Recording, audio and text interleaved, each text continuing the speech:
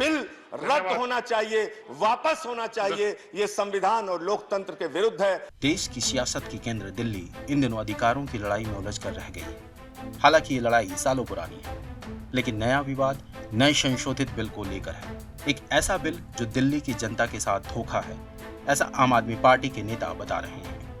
ये बिल जो है वो लोकतंत्र के लिए और फेडरल स्ट्रक्चर के लिए बहुत घातक है और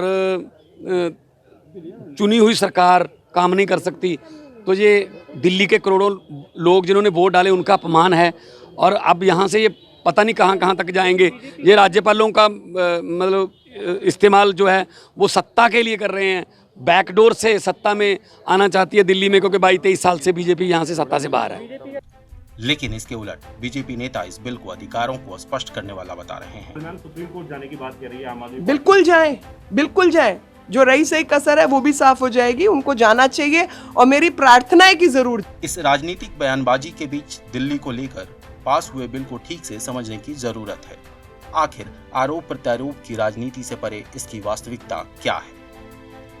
GNCTD बिल को ऐसे समझिए।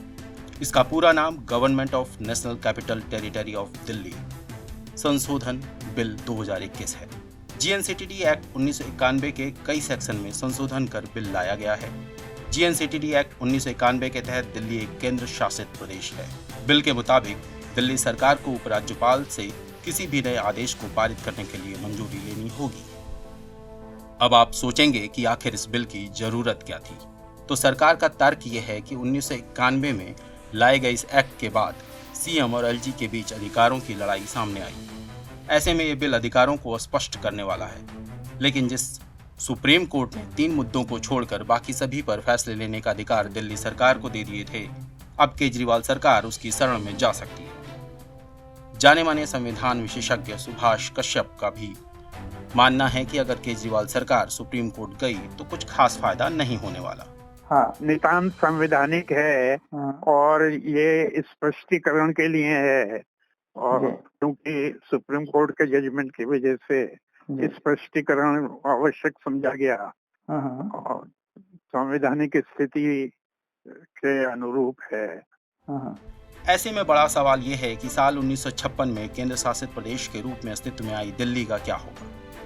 क्या पूर्ण राज्य के दर्जे की मांग अब सिर्फ मांग बनकर रह जाएगी या फिर 1992 की तरह दिल्ली का भी पूर्ण राज्य बन पाएगी?